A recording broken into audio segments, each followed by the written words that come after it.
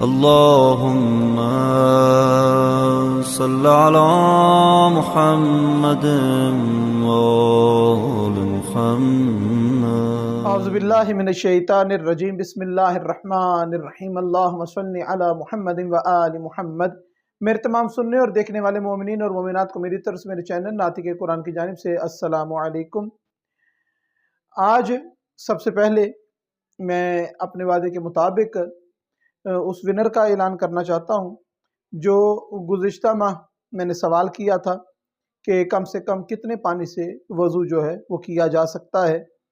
تو میں نے یہی سمجھا تھا کہ شاید لوگ جو ہے وہ کمنٹ میں زیادہ افراد جواب دیں گے تو پھر اس کی قرآن اندازی کی جائے گی اور اس میں سے ونر کو جو انعام دیا جائے گا. ماشاءاللہ کافی افراد نے ویڈیوز دیکھی ہیں، کمنٹ بھی کی ہیں، لیکن سوال کا جواب جو ہے وہ صرف 3 سے 2 افراد نے جو جواب دیا، جس میں سے 2 کا جواب جو ہے وہ درست تھا.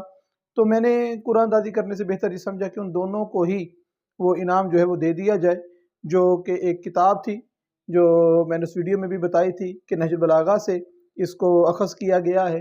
انتہائی خوبصورت چیز ہے کہ اس کو پڑھا جائے اور اس پر عمل کیا جائے تو انشاءاللہ جناب امیر المومنین علی بن ابی طالب علیہ السلام کی ذات بھی ہم سے راضی ہوگی، اور جب جناب علی علیہ السلام راضی ہوں گے تو یقیناً جناب سرور کائنات راضی ہوں گے اور ہمارا خدا ہم سے راضی ہوگا. تو یہ وہ کتاب. اور ونر کا جہاں تک تعلق ہے وہ 2 ونر ہیں. سوال کیا تھا؟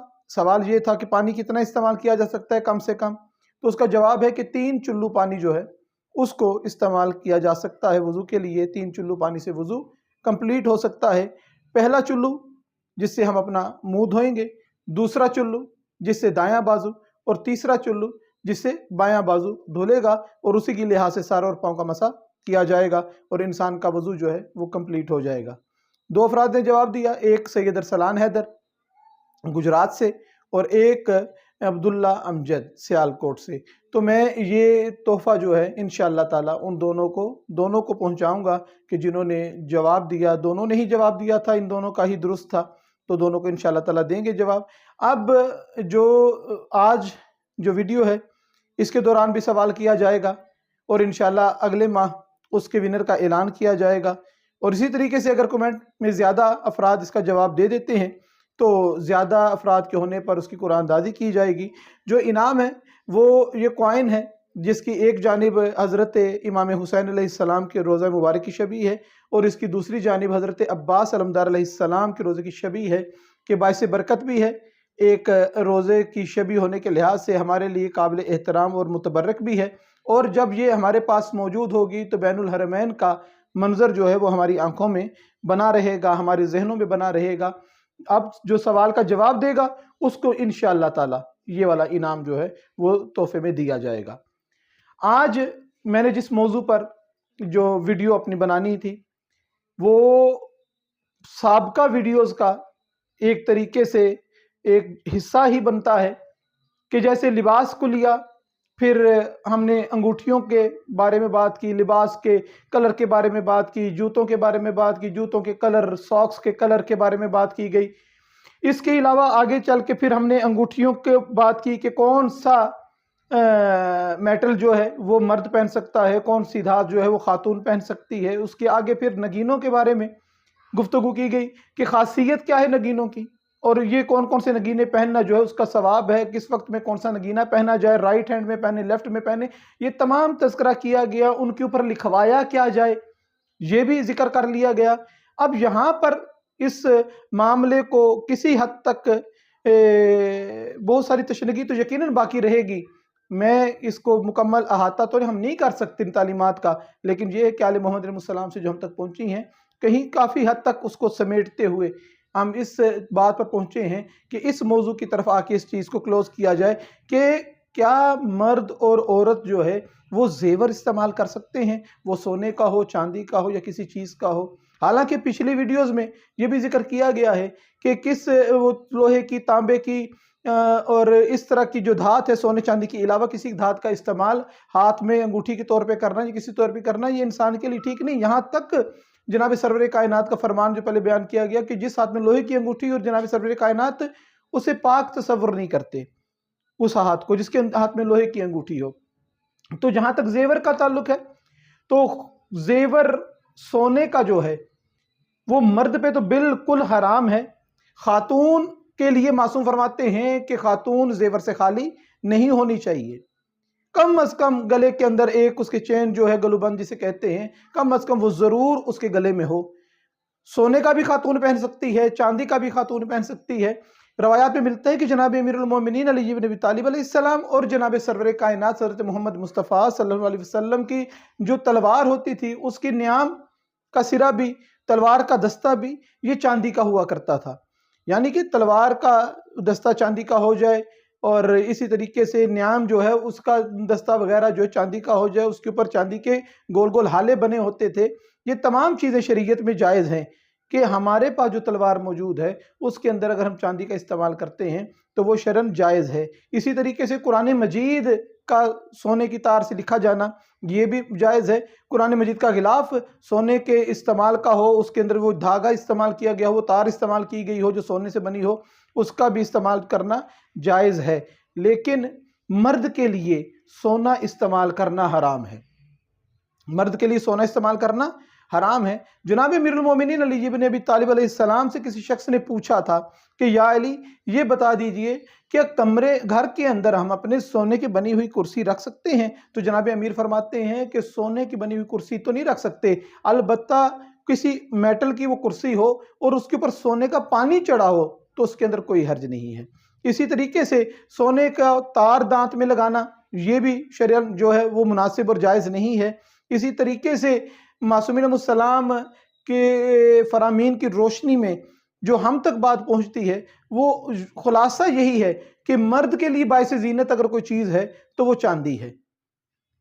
औरत के लिए बाइस ज़ीनत चीज़ जो है वो सोना भी है, चांदी भी है। मर्द जो है वो सोने से इज्तनाब करेगा, सोना उसके लिए हराम है।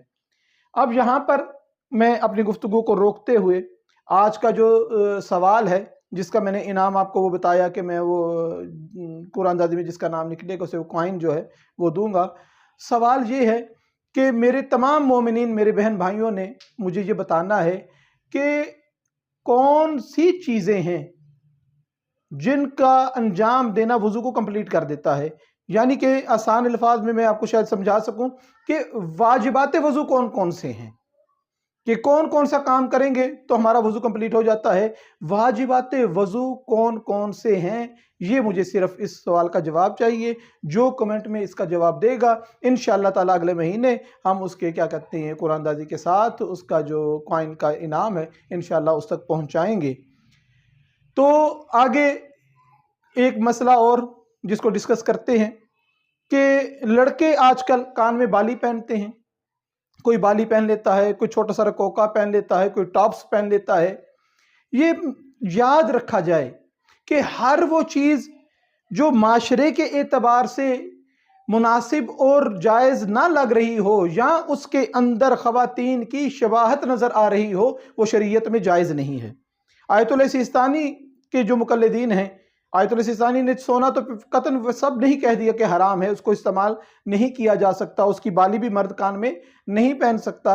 और बाकी धात जो है चांदी की मसलन धात है तो आयतुल सिस्तानी यही फरमाते हैं कि एहतियात वाजिब ये है कि उस चीज़ को इस्तेमाल ना किया जाए। क्या उसका भी इस्तेमाल करना सोने के अलावा भी मसलन चांदी की भी पहनना ये भी जायज़ नहीं है, सोना तो बिल्कुल हराम है। ठीक। और ये जो चीज़ें हमें रवायात में मिलती हैं कि इमाम हसन अलैहिस्सलाम के इमाम हुसैन अलैहिस्सलाम के कान छिदवाए गए थे, तो अपने उस दौर उस माशरे के हवाले से जो चीज़ राइज थी जनाब सरवर कायनात हज़रत मोहम्मद मुस्तफ़ा सल्लल्लाहु अलैहि वसल्लम ने वो राइज की थी। आगे क्या उनके फरामीन हैं, आगे क्या अहकामात हैं? क्या सरवर कायनात ने ये फरमाया कि जैसा लिबास मैं पहनता हूँ तुम भी वैसा ही पहना करना, जैसी नालायन मैं इस्तेमाल करता हूँ तुम भी वैसी करना, मैंने इनके कान छेदे हैं तुम भी अपने बच्चों के कानों को छिदवाया करो। यानी कि हमने उन चीज़ों को लेना है जो जनाब सरवर कायनात ने हम तक ट्रांसफ़र की हैं, हम तक पहुँचाई हैं, और वो चीज़ें हमारे माशरे के साथ मैच भी करती हों। यानी कि हम देखते हैं कि बहुत सारी चीज़ें यहाँ हमारे माशरे में से चलती हैं जो फैशन के एतबार से हमारे माशरे में आ चुकी हैं, उसका जो ट्रेंड चल पड़ा है।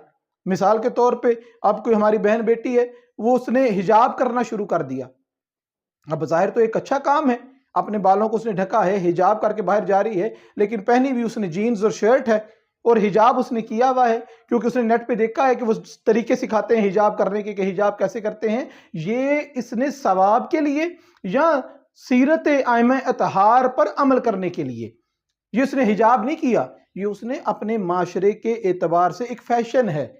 इसी तरीके से ये जो कान की बाली हमारे लड़के पहन रहे हैं ना, ये भी एक फैशन है, ये एक ट्रेंड है, ये एक स्टाइल है। वरना कोई इसके अंदर अगर तो हो ये चीज उस बंदे के जहन में, उस मोमिन के जहन में कि ये इमाम हसन मुज्तबा अलैहिस्सलाम की वजह से या इमाम हुसैन अलैहिस्सलाम की वजह से या जनाब सरवर कायनात के पहनाने की वजह से मैंने पहना है, तो जनाब सरवर कायनात ने फ़कत उनके कान ही नहीं छिदवाए, जनाब सरवर कायनात ने जनाब अली अलैहिस्सलाम ने सिर्फ अपने शहजादों के कान ही नहीं थे छिदवाए। जनाब अली अलैहिस्सलाम 1000 रकत नफल रोज़ाना रात को पढ़ा करते थे। जनाब अली अलैहिस्सलाम की दुआएं मिलती हैं कि मुझे सर्दियों के रोज़े जो हैं, सर्दियों की जो नमाजें हैं वो पसंद हैं और गर्मियों के रोज़े मुझे पसंद हैं। अगर सीरत को अपनाना है, यहाँ तो पूरे अपने वाजिबात अदा कर दिए आपने और सिर्फ ये एक बाली वाला रह गया था कि हमें आले मोहम्मद अलैहिस्सलाम की सीरत में ये बाली वाला भी मिलता है। नमाज हमने पढ़ ली है, रोज़े हमने रख लिए, ज़कात हमने दे दी है, हमने खुम्स अदा कर दिया है, हमने अपने वाजिबात अदा कर दिए, हमने अपने वालिदैन के हकूक़ को अदा करना शुरू कर दिया, अपने बहन भाइयों के हकूक़ को अदा करना शुरू कर दिया, हमारे ऊपर जो कुछ वाजिब था सब कुछ कर दिया, अब कुछ और नज़र आता नहीं। ये एक बाली आले मोहम्मद अलैहिस्सलाम की सीरत में कोई हमें हवाला सा मिलता है तो हम इसको भी अंजाम दे लें, ना ये कि सिर्फ इसको अंजाम दे लें, बाकी और किसी अमर की तरफ हमारी तवज्जो ना रहे। परवरदिगार से यही दुआ है कि हम जो भी फेल अंजाम दें, परवरदिगारा हमें तौफीक अता फरमा कि वो सीरत आले मोहम्मद अलैहिस्सलाम के ताबे हो। मैंने सवाल कर दिया है, अब मैं कमेंट में इंतज़ार करूँगा कि कौन मेरा भाई मेरी बहन जो इसके अंदर जवाब देती है कि वाजिबात वज़ू जो हैं, वज़ू करते हैं, जब हम बैठ गए हैं वज़ू करने के लिए, हम नलके के सामने खड़े हो गए हैं, तो वाजिब वज़ू कौन सा है, कि वाजिब कौन कौन सा वो स्टेप अंजाम देंगे कि वाजिब वज़ू जो है वो मुकम्मल हो जाएगा। परवरदिगार से दुआ है कि हमको सही मानों में सीरत आले मोहम्मद अलैहिस्सलाम को पढ़ते हुए समझते हुए उस पर अमल की तौफीक अता फरमाए। वमा अलैना इल्लल बलागुल मुबीन।